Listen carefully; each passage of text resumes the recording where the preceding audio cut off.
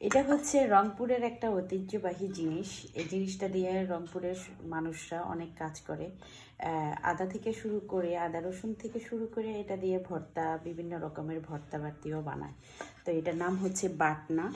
এটা হচ্ছে মানে ভর্তা বানানোর জন্য অনেক কার্যকরী একটা জিনিস। তো এই জিনিসটা আজকে আমি আমার আলুর ভর্তা খেতে মন চাইছে, তাই আমি আমার ভর্তা বানাচ্ছি এটাতে। আর কিভাবে বানাচ্ছি দেখেন, এটাতে খুব ইজি হয় ভর্তা বানানো, আর খেতেও অনেক টেস্ট। তো এটা দিয়ে অনেক দ্রুত ভর্তাটা বানানো যায়। আমি মনে করি অনেক মানে সহজ একটা কাজ করার জন্য, অনেক সহজ একটা জিনিস। আমি ওদের মতো পারি না আর কি, ওরা খুব এক্সপার্ট এটা দিয়ে কাজ করতে, আর আমি তো নতুন, তাই পারতেছি না।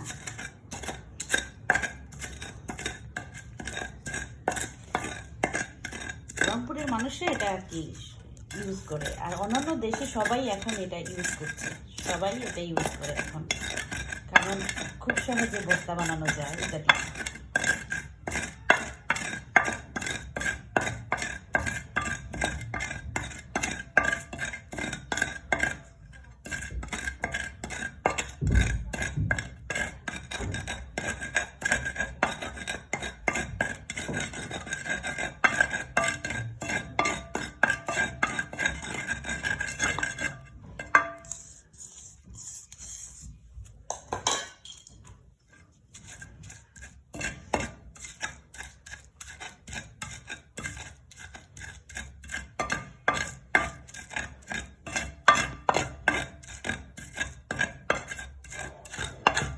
আমার কাছে এটা দিয়ে কাজ করতে অনেক ভালোই লাগছে।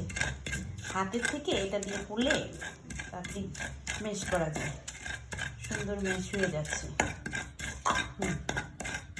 এক এক করে আমি সব উপকরণগুলো দিয়ে দিচ্ছি।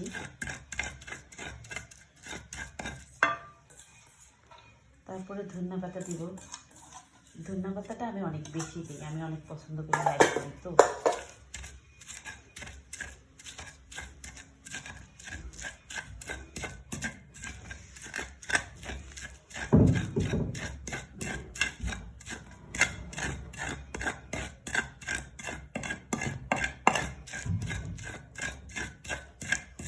ঝালটা যে যেমন খেতে চান ওরকমভাবে দিয়েন, কারণ আমি একটু বেশি ঝাল খাই, আমি একটু বেশি দিচ্ছি।